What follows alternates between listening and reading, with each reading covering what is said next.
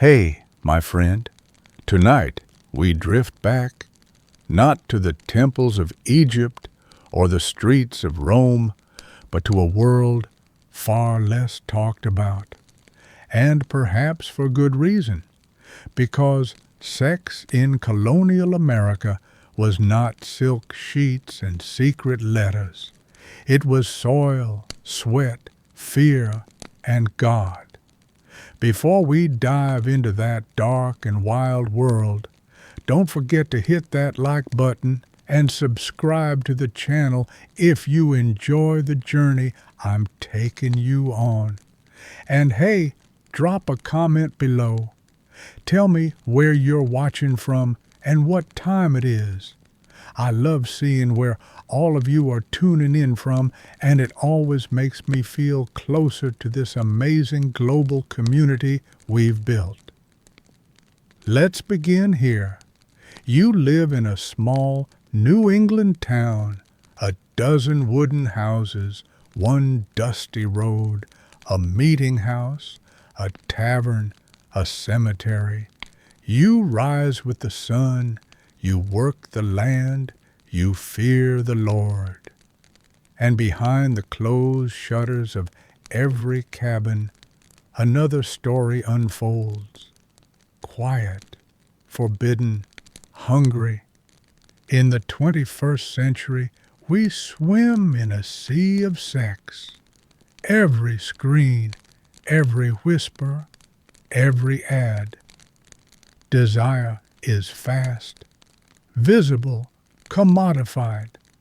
But in the colonial world, sex was invisible, yet it governed everything. The Puritans, who shaped so much of early American thought, did not hate sex.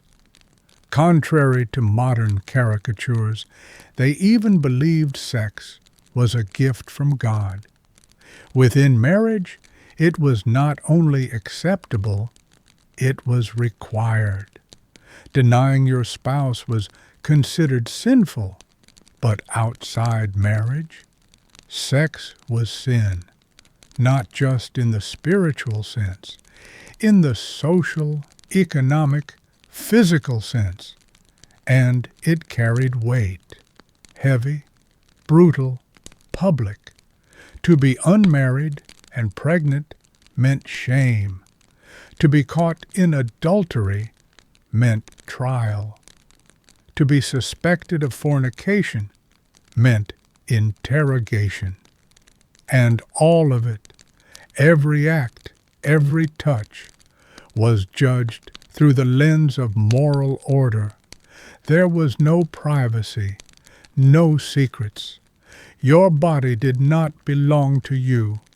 It belonged to the community, the court, and God. Even court records show how obsessed they were with regulation. Women were examined to determine if they were virgins.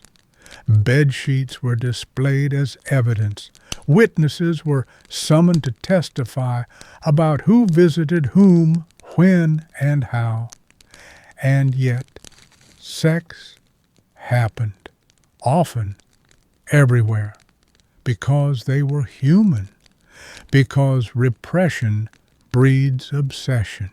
There are stories, hundreds, preserved in colonial court documents, young men and women caught in barns, in woods, behind the tavern, engaged couples who could not wait, married men who found themselves tempted by serving girls, widows who took lovers in secret.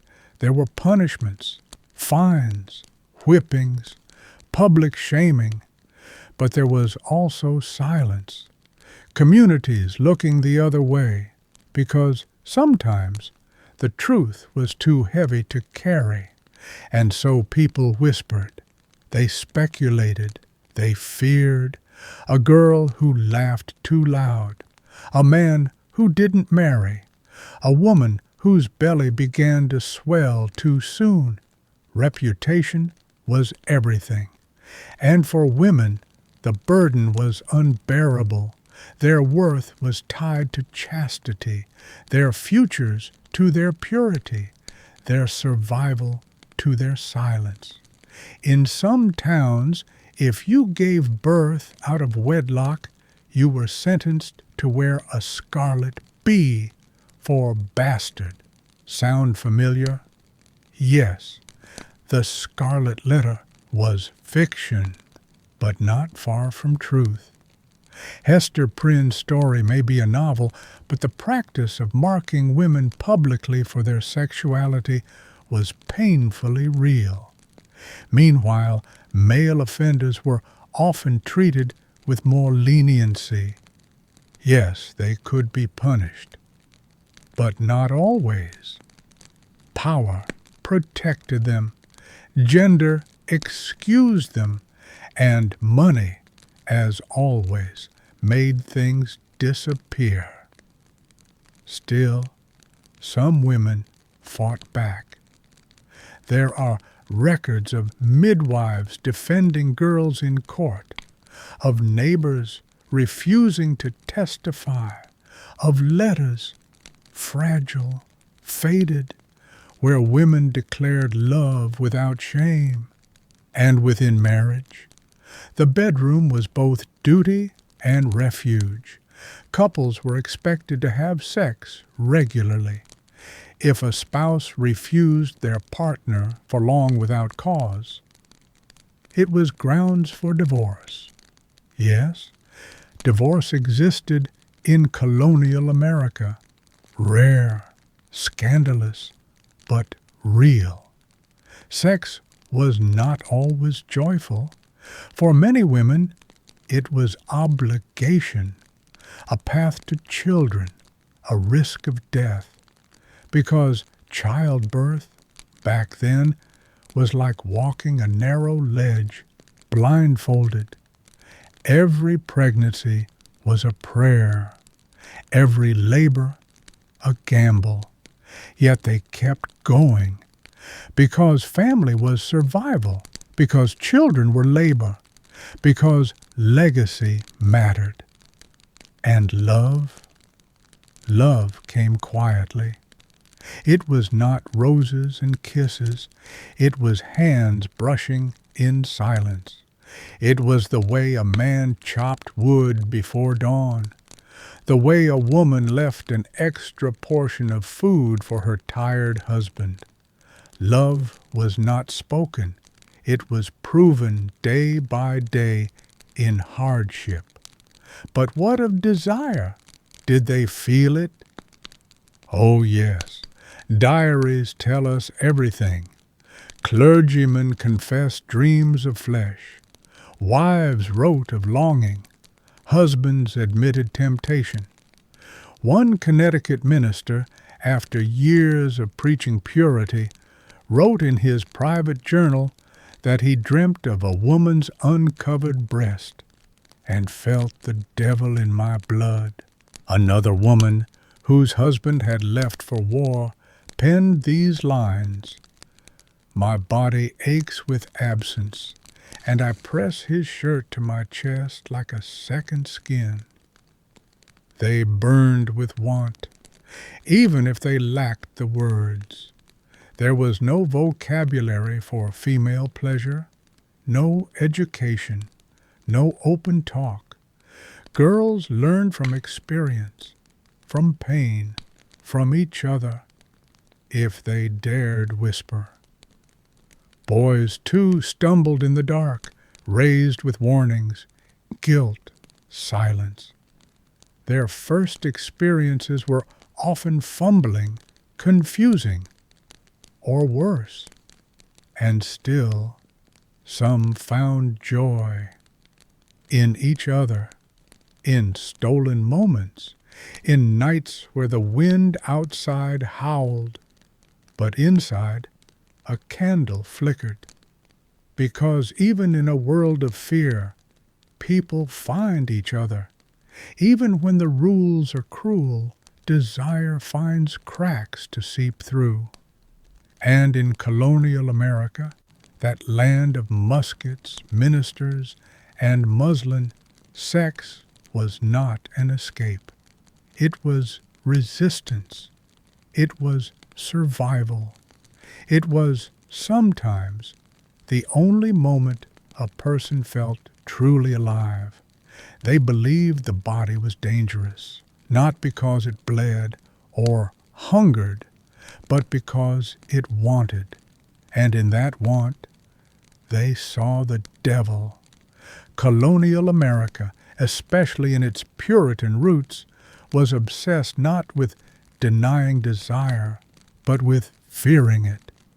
They preached that lust was not just a sin, it was a gateway to corruption, to madness, to hell. Sex was necessary, yes, for children, for marriage, for order. But pleasure?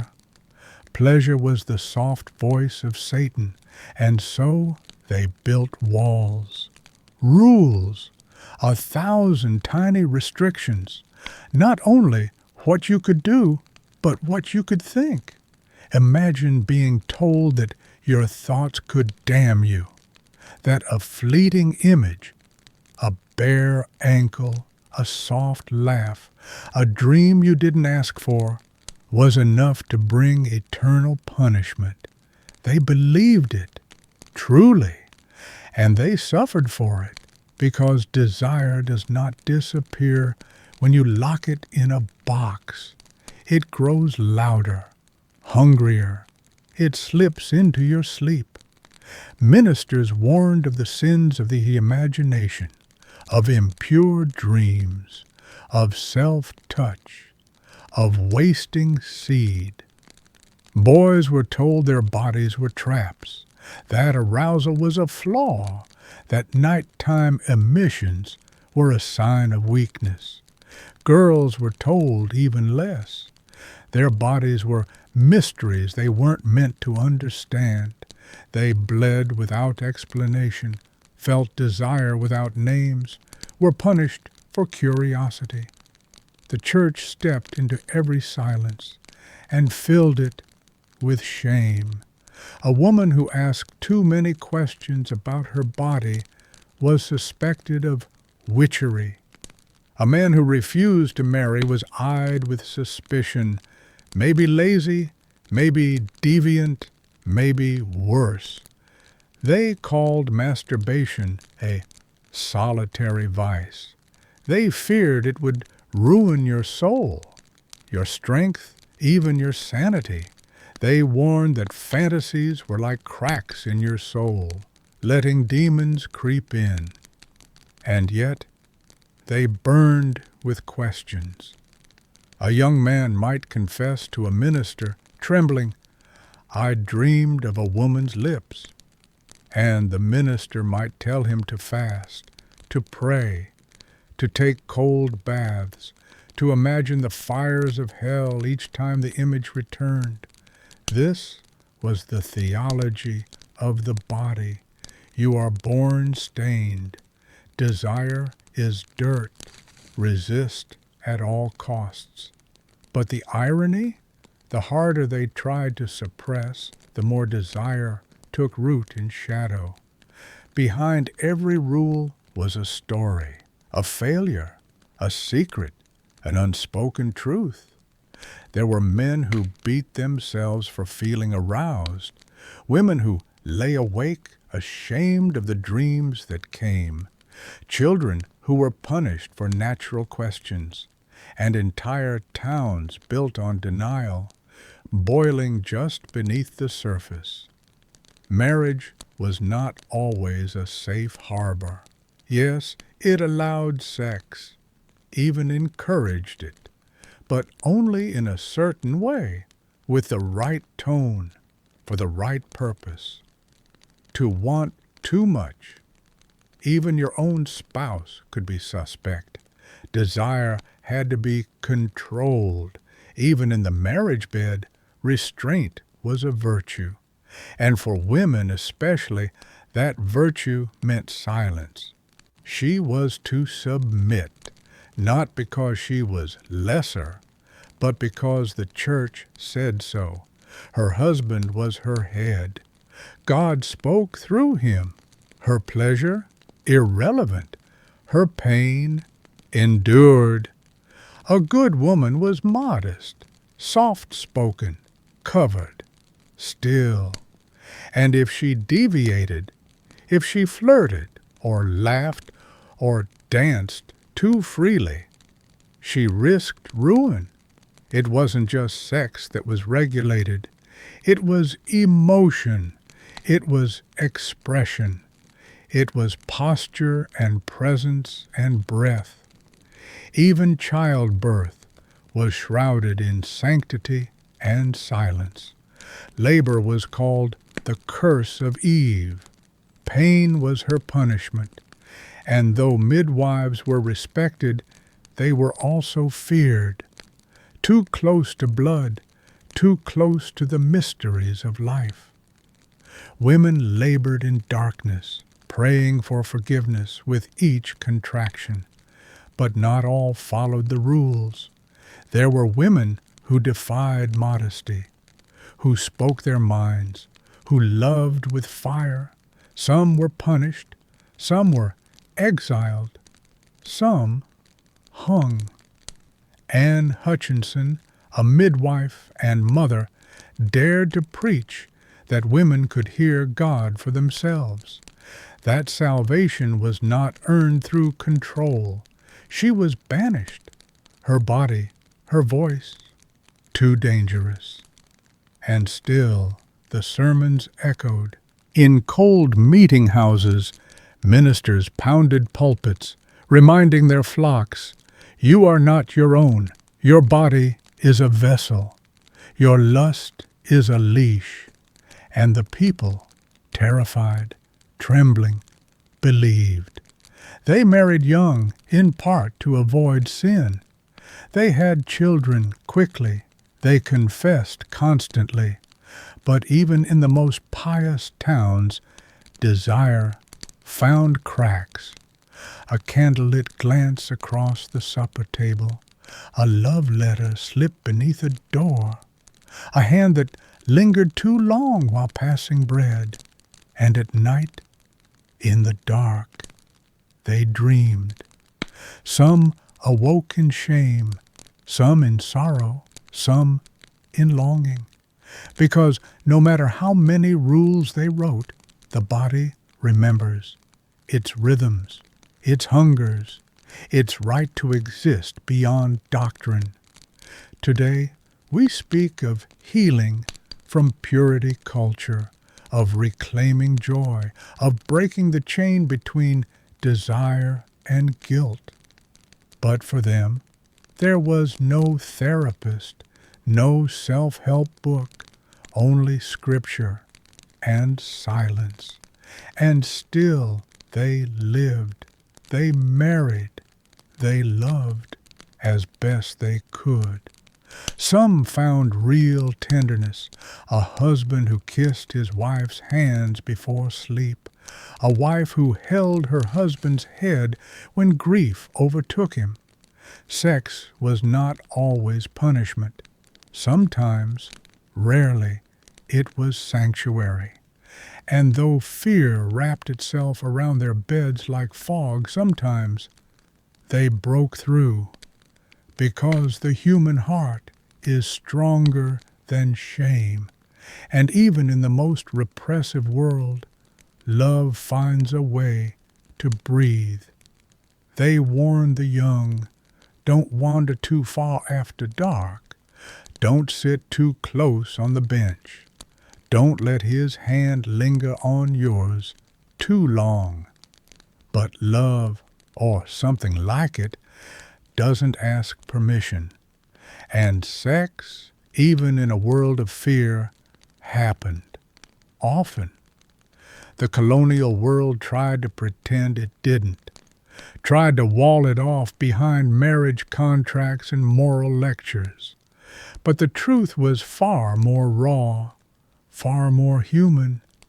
Couples met at barn dances, at church, in fields between harvests. They talked, they walked, and sometimes they touched. They weren't fools. They knew the risks. They knew the rules. But hormones are older than laws, and desire is louder than sermons. So the stories pile up. Court records filled with names. Young men, young women charged with fornication. That was the legal term. Sex outside marriage. And if a woman became pregnant, there was proof. The belly didn't lie. Suddenly, silence wasn't enough. Now came the trial, the questions, the judgment. Who was the father? Was there a promise of marriage? Had they been caught before?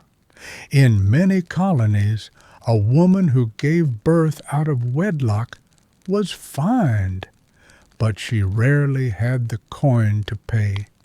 So she stood before the congregation, confessing her sin, sometimes barefoot, sometimes with her child in her arms, always with her eyes downcast.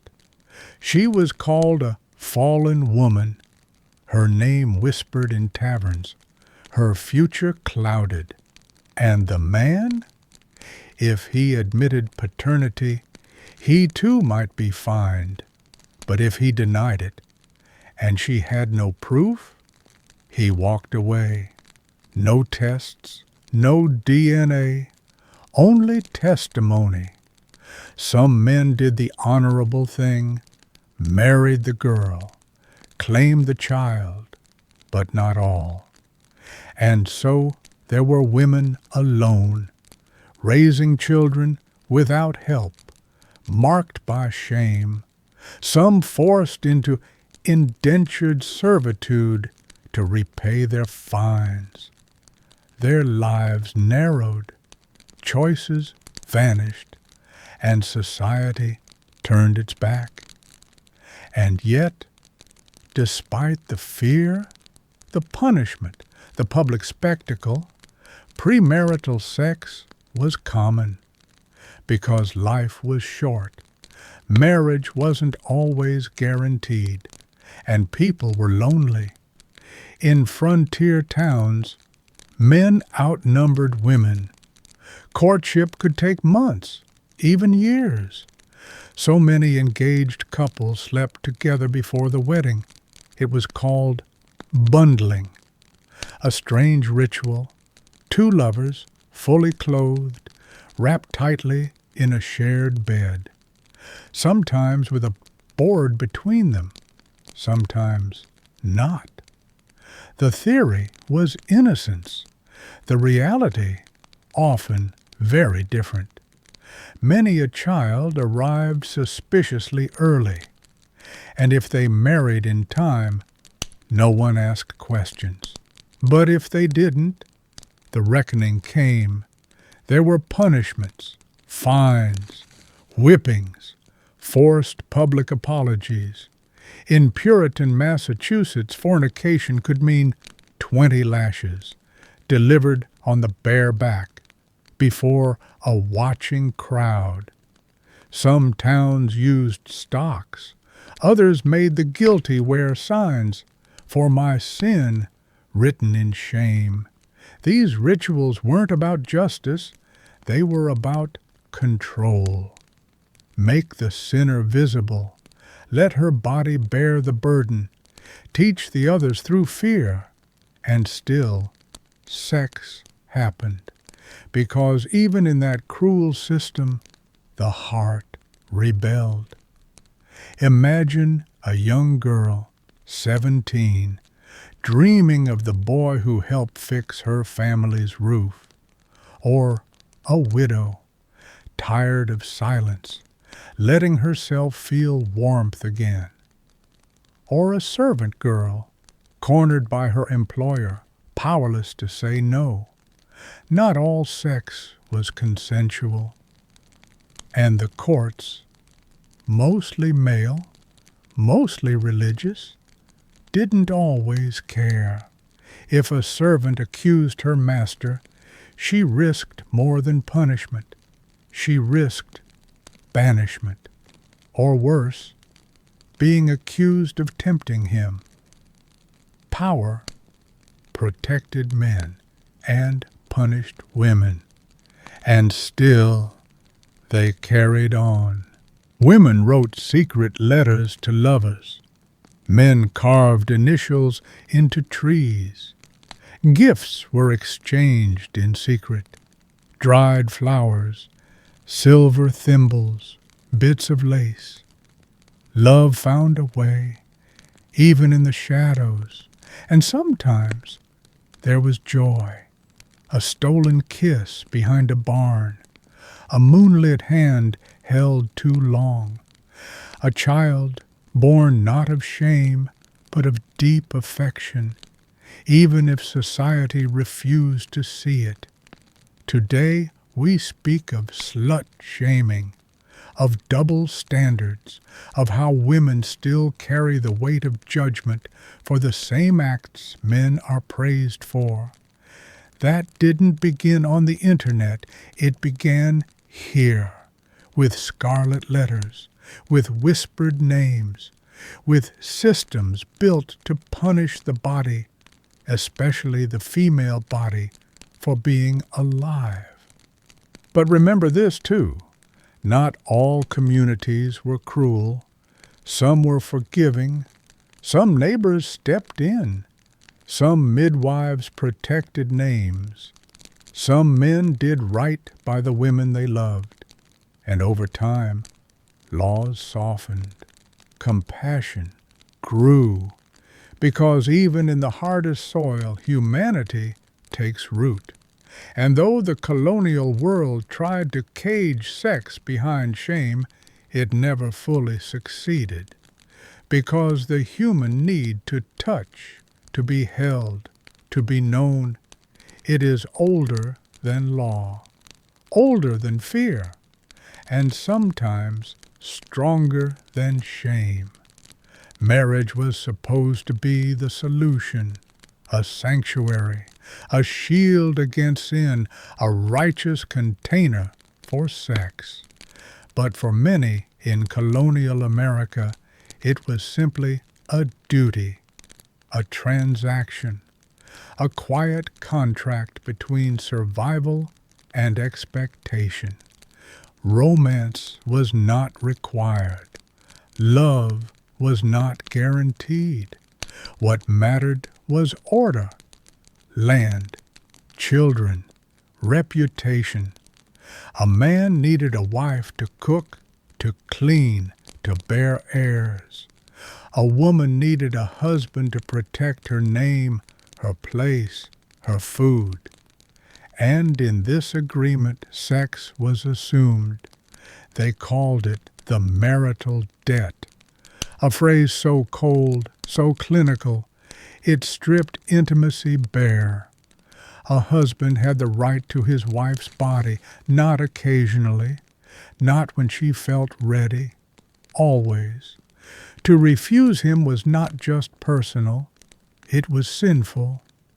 It could be grounds for punishment, even legal separation.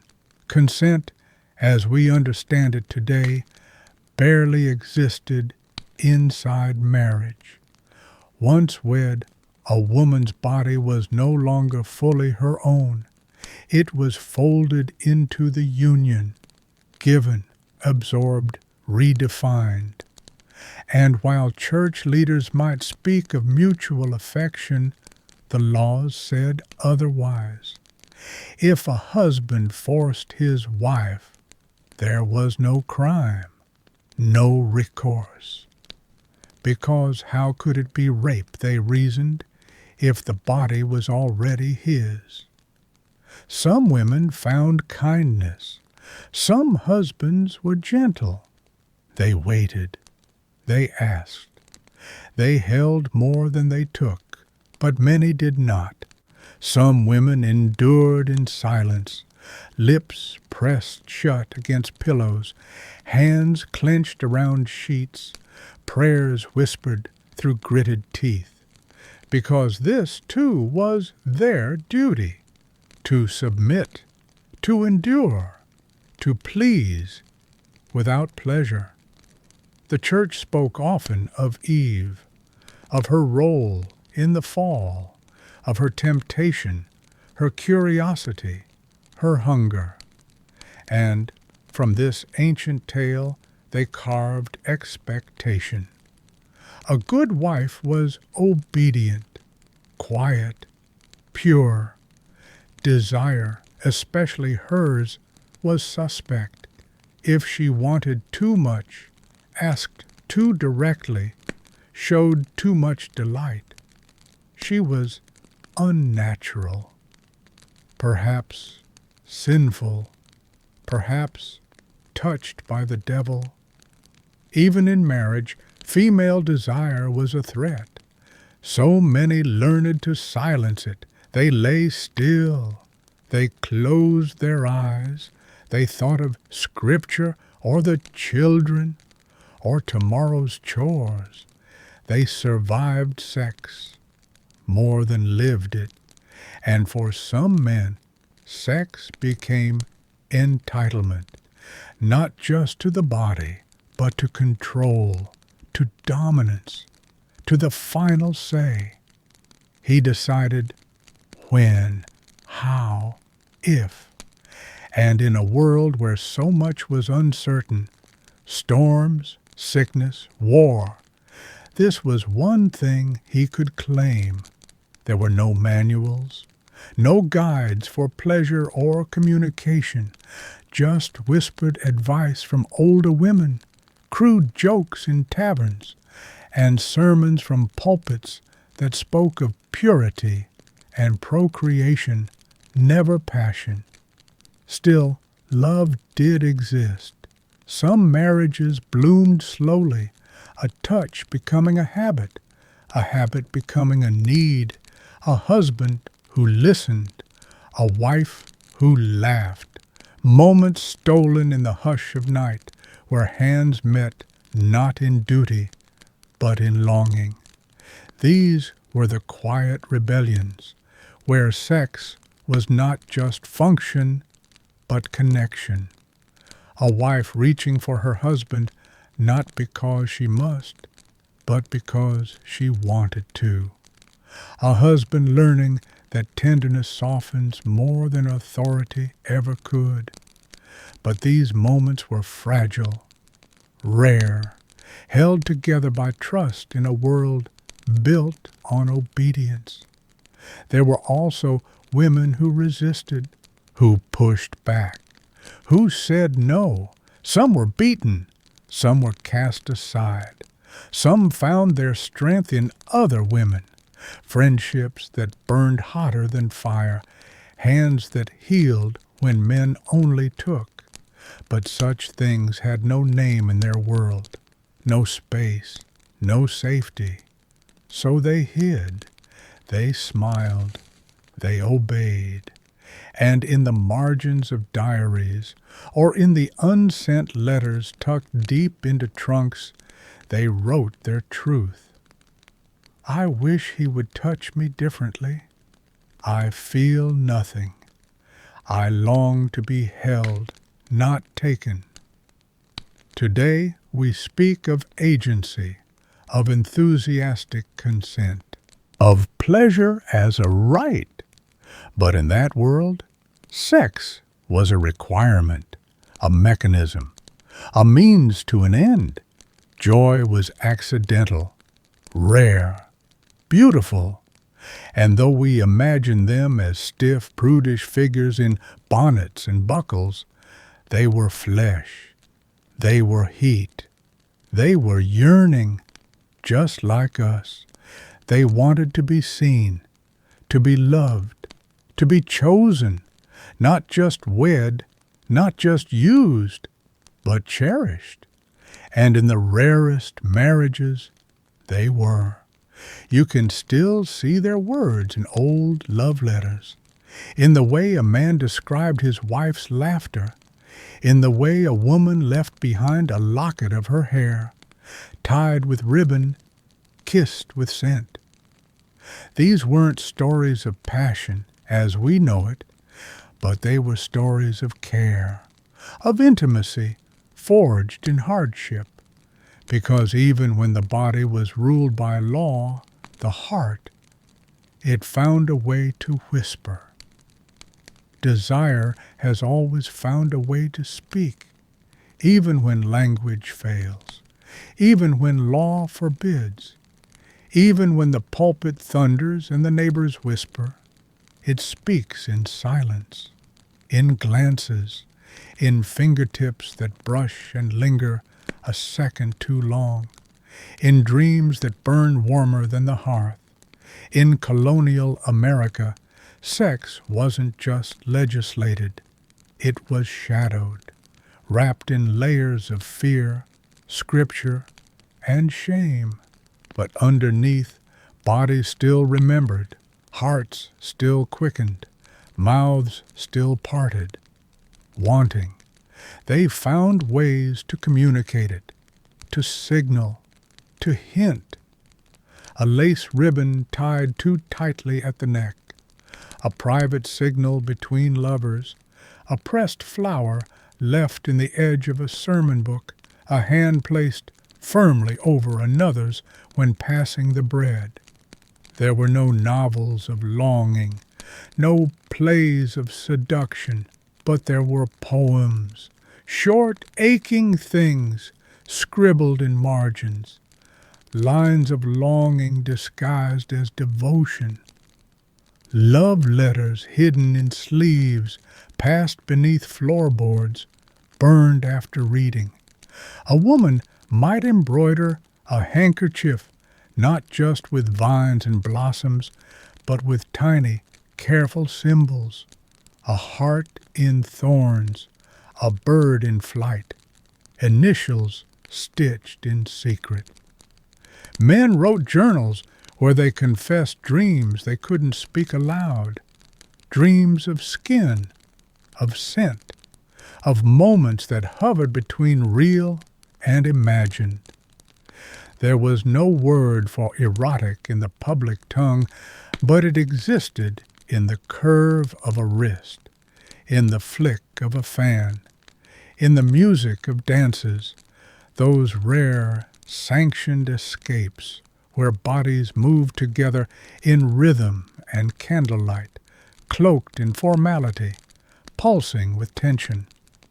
Eyes met across rooms, hands found excuses, feet strayed closer than they should, and in these brief collisions, entire stories bloomed.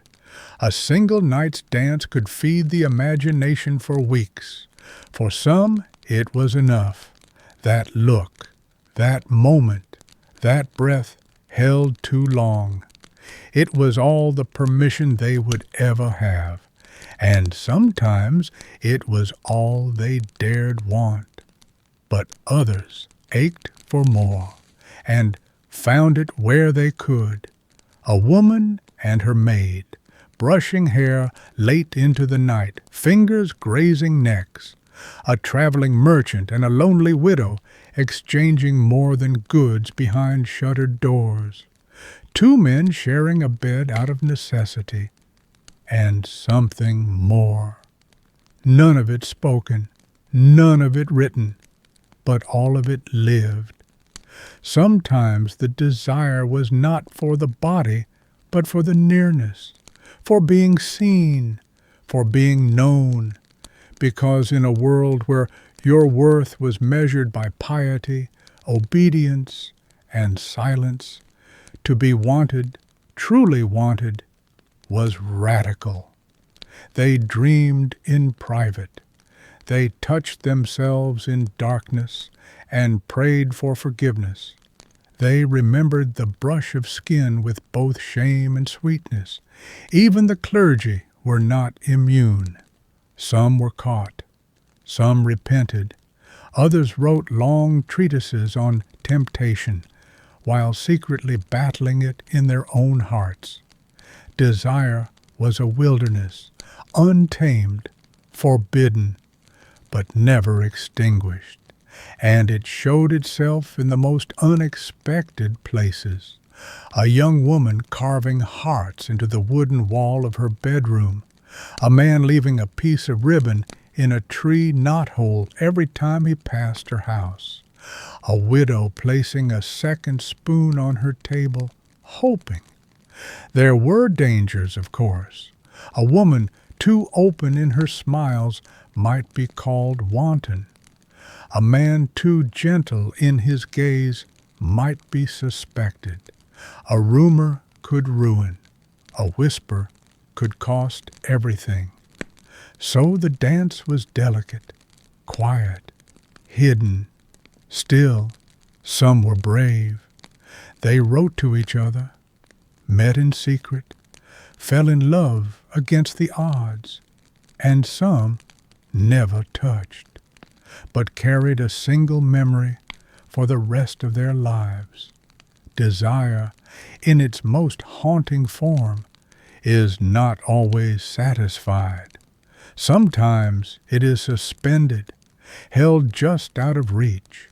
A what if, a never was, a ghost in the blood.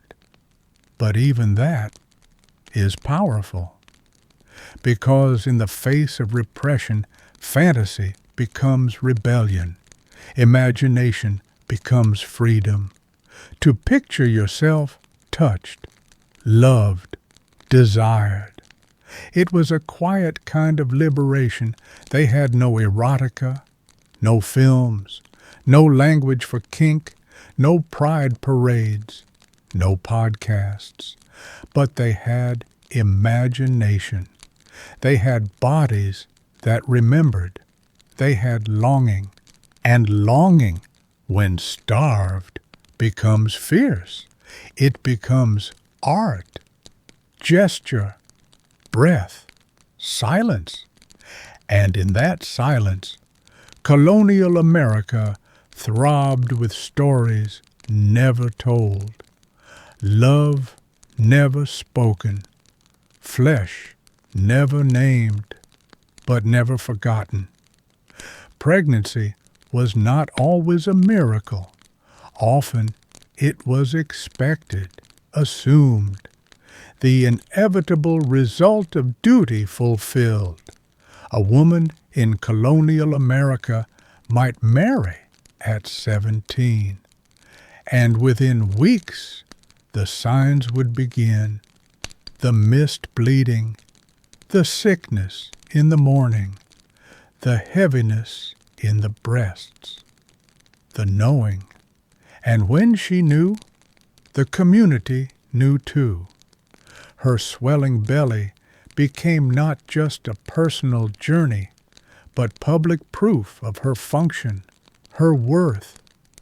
No one asked if she was ready, if she was afraid, if she wanted this. They only asked if she was healthy, if she was obedient, if she was doing her part.